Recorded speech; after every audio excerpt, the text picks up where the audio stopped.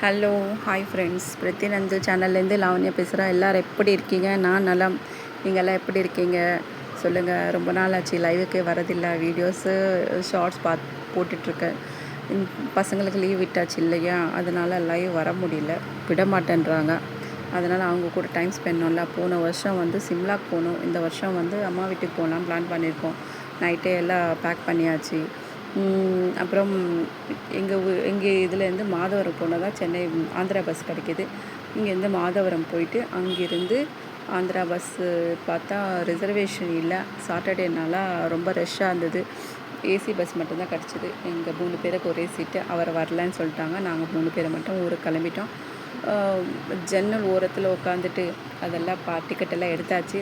அந்த ஜன்னல் ஓரத்தில் உட்காந்துட்டு அந்த மரம்லாம் அப்படியே போகல, அதெல்லாம் ரசிச்சுட்டே ஊருக்கு போகணுன்னு எனக்கு ரொம்ப நாள் ஆசை. அதே மாதிரி ஜன்னல் சீட்டு கிடச்சிது. இருந்தாலும் க்ளோஸ் பண்ணிட்டாங்க ஏசி பஸ்ஸினால். எல்லாம் அந்த நாங்கள் விடுவோமா, அந்த கர்டன்லேருந்து அப்படியே ஓப்பன் பண்ணிவிட்டு அந்த பைபாஸ் எல்லாம் எப்படி இருக்குது, அந்த ரோடெல்லாம் எப்படி இருக்குதுன்னு அப்படி பார்த்துக்கிட்டே ரசிச்சுட்டே ஊருக்கு போகணும். இன்னும் காலையில் மத்தியானம் 3:30 மணிக்கு ஏறின பஸ்ஸு ஈவினிங் வந்து 7:30 8 ஆயிடுச்சு. நடுவில் எங்கேயும் நிறுத்தலைங்க. ரொம்ப பசி பசங்களுக்கு. நான் வந்து ஸ்நாக்ஸ் எடுத்துகிட்டு போனோம். இருந்தாலும் அந்த ஈவினிங்கில் ஃப்ரீயாக காஃபி சாப்பிட்டு அப்படியே போயிட்டுருக்க நம்ம ஒரே இடத்துல உட்காந்து ஜெர்னி பண்ணோன்னா ரொம்ப கஷ்டம். அது பசங்களை வச்சுக்கிட்டு ஜெர்னி பண்ணோன்னா ரொம்ப கஷ்டம்.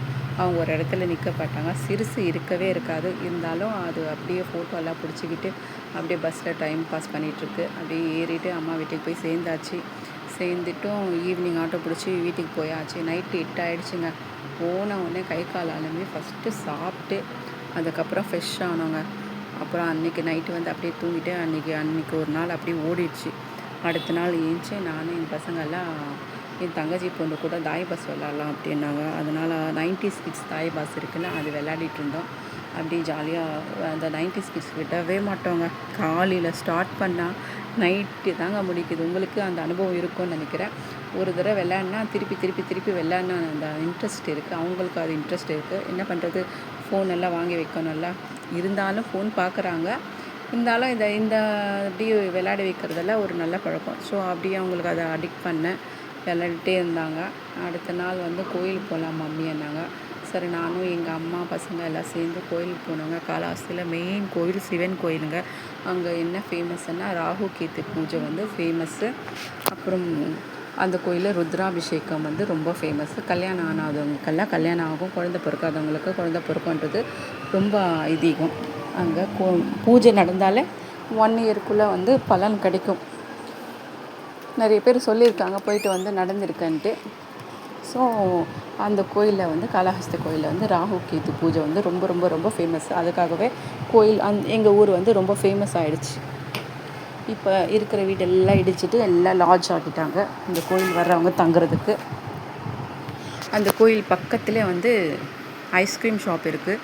நான் சின்ன வயசில் வந்து எங்கள் அப்பா கூட்டிகிட்டு போவாங்க, கோவா வித் ஐஸ்கிரீம்ன்ட்டு. ஃபஸ்ட்டு அப்போ தான் சாப்பிட்டது. மிடில் வந்து எல்லாம் அதெல்லாம் மறைஞ்சி போச்சு, விட்டாச்சு. இப்போ ரீசெண்டாக பசங்கள் கூட போனால் ஐஸ்கிரீம் வித் கோவா வந்து அவங்களுக்கு நாங்கள் இப்படி தான் சாப்பிடுவோன்னு காமிச்சிட்டோம். எங்கள் ஊரில் அதுதான் ஃபேமஸ். கோவா போட்டு சித்தூர் பாலுக்கோவால அந்த பாலுக்கோவோட ஐஸ்கிரீம் சேர்த்து சாப்பிட்றது தான் ரொம்ப ஃபேமஸ்ஸு. பசங்களுக்கு ஒரு தடவை சாப்பிடுங்கன்னு சொல்லி கொடுத்தேன். அதனால் தொடர்ந்து சிறுசு பெருசு 3 நாள் அதுவே சாப்பிட்டுட்டு இருந்தாங்க. திருப்பி ஊருக்கு வந்தால் கிடைக்காதுல்ல. எங்கள் ஊர் ஐஸ்கிரீம் இந்த அருண் ஐஸ்கிரீம், கார்னிட்டோ அது மாதிரிலாம் இருக்காதுங்க. அந்த ஸ்கூப்பில் போடுவாங்கள்ல 3 ஃப்ளேவர், பிஸ்தா, மேங்கோ, அப்புறம் வெண்ணிலா ஐஸ்கிரீம், இதெல்லாம் 3ல் மிக்ஸ் பண்ணிவிட்டு அந்த கோவா மிக்ஸ் பண்ணிட்டு சாப்பிட்றது தான் அதோட ஹைலைட்ஸு. நல்லாயிருக்கும். நீங்கள் எப்போனா ஊருக்கு போனால் ட்ரை பண்ணுங்கள். கோயில் பக்கத்தில் இருக்குது. அப்படியே நவதா குல்ஹுமன்றது இருக்குது. அங்கேயும் ஃபேமஸ் ஐஸ்கிரீமு. உங்களுக்கு எங்கே பிடிக்குது அங்கே சாப்பிடுங்க. கோயிலெல்லாம் சுற்றி பார்த்தாச்சு. எங்கள் கோயில் பக்கத்தில் அந்த கோவில் ஆப்போசிட்டில் ஒரு கோபுரம் மாதிரி இருக்கும். அதுக்கு பேர் வந்து காலி கோபுரம். ஈவினிங்கில் வந்து காற்று சூப்பராக, காலையில் கூட காற்று நல்லா வரும். என்ன இந்த வெயிலுக்கு எங்கேயும் போக முடியல. காலையிலேருந்து மத்தியானம் சாயந்தரம் வரைக்கும் எங்கேயும் போக மாட்டோங்க. ஈவினிங் 6 மணிக்கு தான். எங்கே போனாலும், கோவிலுக்கு போனாலும் சரி, கடைக்கு போனாலும் சரி, எதுனா வாங்கணுன்னாலும் 6 மணிக்கு மேலே தாங்க. ஏன்னா அந்தளவுக்கு வெயில். திருப்பதி பக்கத்தில் இருக்கிறதுனால வெயில் அதிகங்க. வெளியே எங்கே போகிறதில்ல. அந்த 6-7 மணிக்கு வெளியே வந்தாலே அவ்வளோ அனலாக இருக்கும். இருந்தாலும் வீட்டிலே இருக்க முடியாதுல்ல, பசங்களுக்கு ஊருக்கு போயிட்டு. அதனால் அப்படியே சுற்றி சுற்றி ஒரு ஒரு நாள் ஒரு இடத்துக்கு போயிட்டு வந்தோம். ஒரு நாள் ஐஸ்கிரீம் ஷாப்பு, ஒரு நாள் கோவிலுக்கு, இன்னொரு நாள் காளி கோபுரம், இன்னொரு நாள் வந்து எனக்கு பிடிச்ச கோவில் முத்தியாலம்மா டெம்பிள்னு ஒன்று இருக்குது. அந்த இடத்துலையே இன்னும் அந்த பக்கத்துலேயே இன்னொரு கோயில் இருக்குங்க, துர்கம்மா ஹில்ஸ்ன்ட்டு. அதுவும் நல்லாயிருக்கும். மேலே ஏறி போனோன்னா 365 ஸ்டெப்ஸ். அது போக முடியல, ஈவினிங்கில் க்ளோஸ் பண்ணிவிடுவாங்க, காலையில் மட்டும்தான் திறப்பாங்க. நீங்கள் எப்போனா போனீங்கன்னா அப்புறம் அந்த கோயில் பக்கத்தில் இன்னொரு கோயில் இருக்குங்க. அந்த கோயிலுக்குள்ளேயே பக்த கண்ணப்பா கோவில், நீங்கள் கேள்விப்பட்டிருக்கீங்க பக்த கண்ணப்பான்ட்டு. அந்த கோயில் ஃபேமஸுங்க அங்கே. அதுவும் மலை மேலே தான் இருக்குது. நீங்கள் எப்போனா போனீங்கன்னா, நான் இந்த தடவை போகல, ஏன்னா வெயில் இருக்குதா, ஈவினிங் டைம் கிடைக்க மாட்டேங்குது. இந்த கோயில் போகிறதுக்குள்ளே டயர்டாகிடுதா, பசங்க வர மாட்டேன்றாங்க. இந்த பக்கம் கோவிலுக்குள்ளேயே பக்த கண்ணப்பா கோயில் ஒன்று இருக்குது. கோவிலேருந்து வெளியே வந்தால் ஆப்போசிட்டில் துர்கம்மா டெம்பிள் ஒன்று இருக்கும். நீங்கள் எப்போனா போனீங்கன்னா அதெல்லாம் ட்ரை பண்ணுங்கள். நான் இந்த தடவை வெறும் இந்த மெயின் டெம்பிள் மட்டும், சிவன் டெம்பிள் மட்டும் போயிட்டு வந்தாச்சு. அப்படி ஊரெல்லாம் சுற்றி பார்த்துட்டு ரிட்டன் அடுத்த நாள் 1 வீக், அதுக்குள்ளே 1 வீக் ஆகிடுச்சு.